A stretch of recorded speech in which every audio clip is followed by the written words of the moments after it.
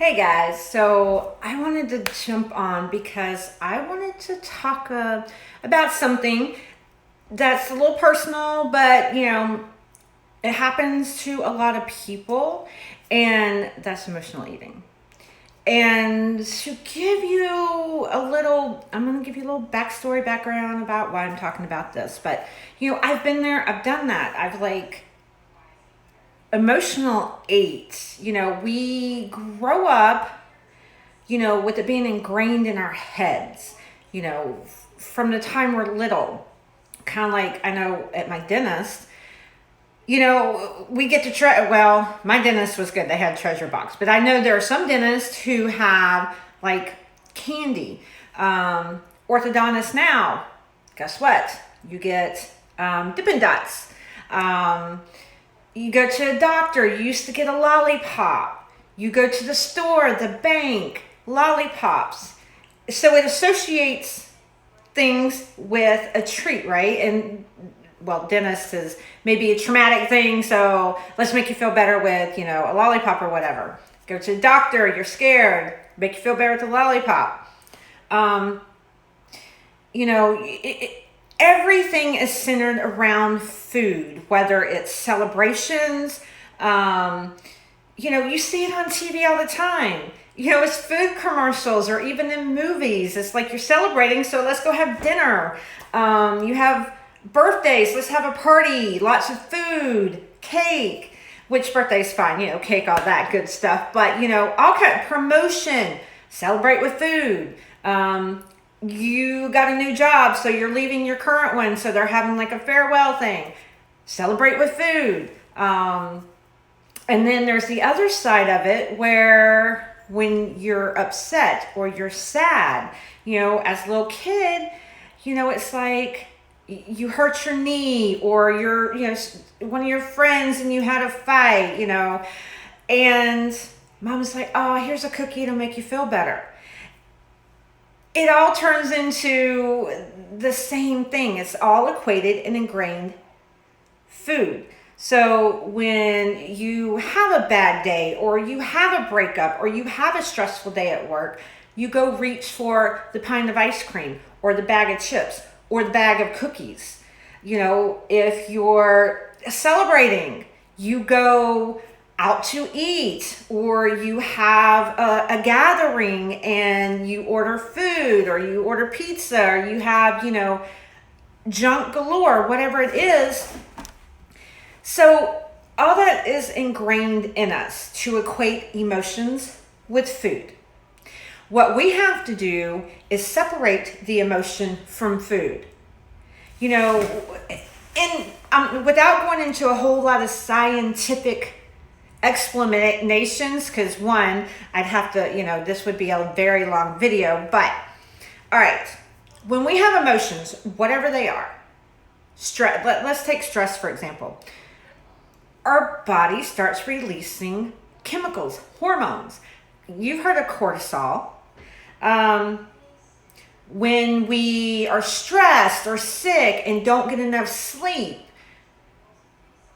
our body starts producing more hormones. You've maybe heard me or seen my post about ghrelin and I think it's leptin. It starts releasing those. Those are the hunger hormones. One shuts it off saying, okay, you're done, you're full. The other one tells you, I'm hungry, I'm hungry, I'm hungry. It doesn't matter how much you're shoving in your food, I'm hungry. And it's not that you're really hungry, but that hormone is saying you're hungry. So we have all this stuff going on.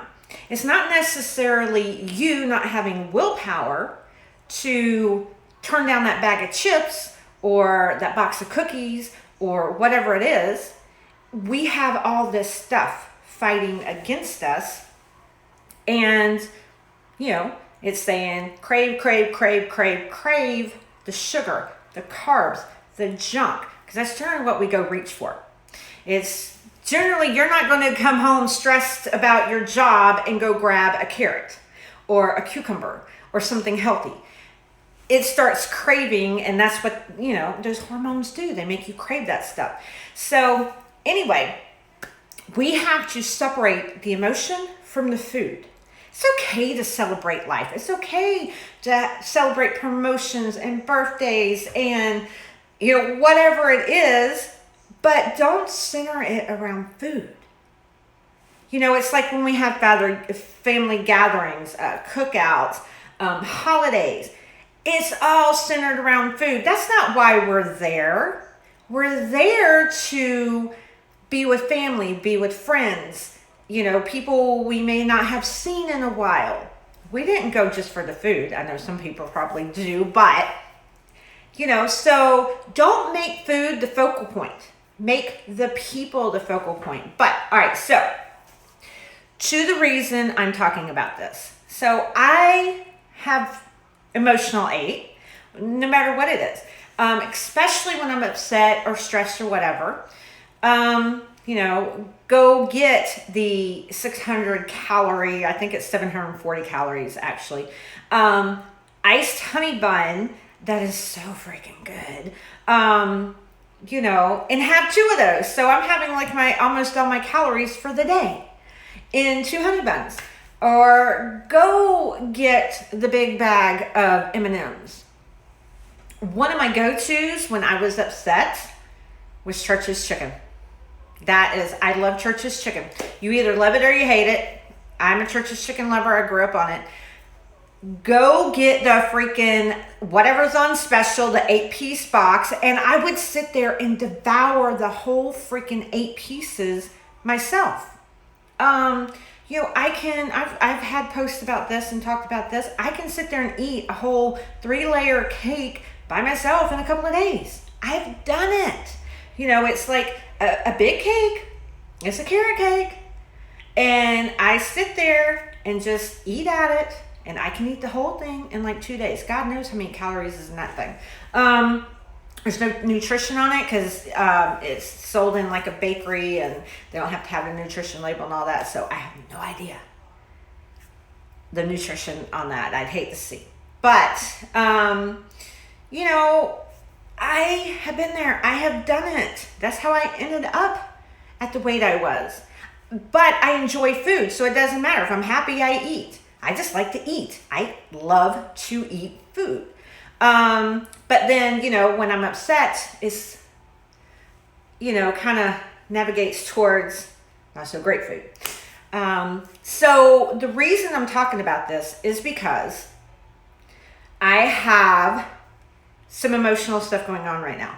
And I haven't really emotional ate in forever. And then, once I figured out my patterns and all that kind of stuff, I've changed that. Are those urges not there anymore? No, they are still there. They pop up, but I keep them in check. But I went for my mammogram last week, and I got a call the next day that they want me to come back. Now, I'm hoping it's still the same thing because I have a mass of dense fibrous tissue, and they've seen it before. I've gone back for a recheck, and there's nothing to worry about, but they called me back again because I know that time they just kind of compared, so I don't know if they saw something different, but I go for a recheck and then talk to the radiologist tomorrow. And so that has me, I didn't really realize it, but until I did a self-check, because I'm like, why am I so hungry? Why am I wanting food? Why am I just wanting to go get a bag of M&Ms and, whatever? And I'm like, oh, I must be more stressed about the appointment than I realized. So I've had to do some self-talk. And that is how you can get through emotional eating. You either give into it or you can sit there and fight it. And eventually that fight gets less and less. It's not a knockdown, drag out kind of fight like it is in the beginning with yourself. But I've had to do a lot of self-talking in my head about, why you want this. You're just worried about the appointment more than you realize. And then I get these thoughts in my head, like, do you really need that? Is that really going to do you any good? Is that going to cause less stress? Is it going to solve the problem?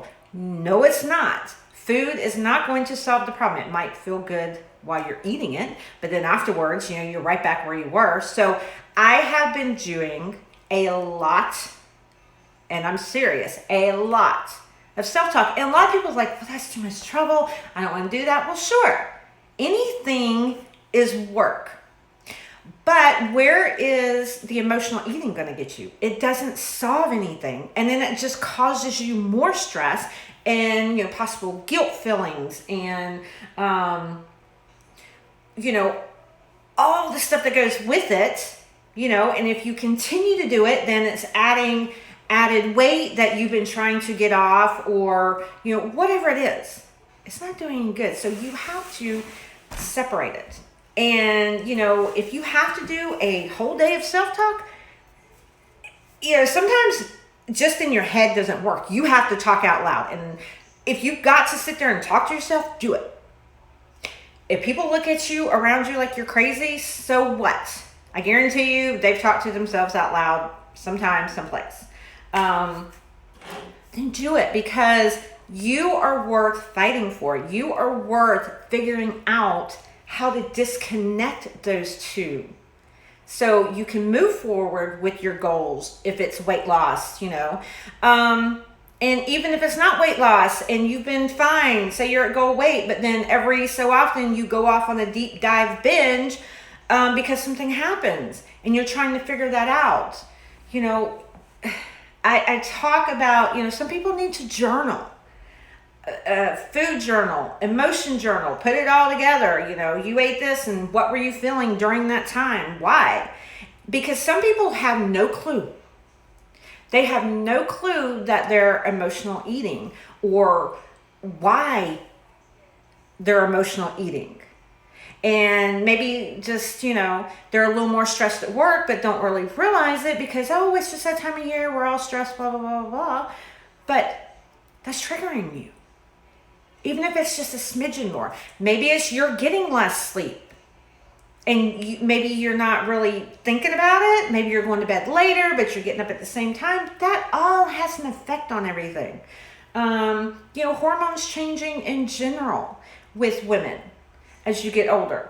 It all has an effect. So you have to, one, figure out what you're doing. Two, figure out why you're doing it. Three, figure out how to solve that trigger, because some of them is easily remedied, others are not. And then four, disconnect. You've got to learn to disconnect the emotion from the food. And self-talk. Self-talk your way through it. Even if the world thinks you're crazy because you're talking to yourself, self-talk to yourself, because you can get through it. I'm getting through it. I am talking to myself. I have not sit there and, went and bought the bag of M&Ms to eat, because I would buy one of the big bags to eat. Even though I eat M&Ms as a treat here and there, I would buy one of the big bags and I would eat it. Or I would go, they make awesome gluten-free junk food. I would go get that. But I'm not. I'm like talking to myself. And like I said, why do you want this? Do you really need this? Is this going to solve the problem? And it's not. So anyway, that was my thoughts for today. I wanted to share it with you because I know some people think they go through these things, they're the only ones, and they're not. Everybody out there has something going on. There's nobody's life is completely perfect. And you are not the only one that struggles with things. So anyway, check you guys later.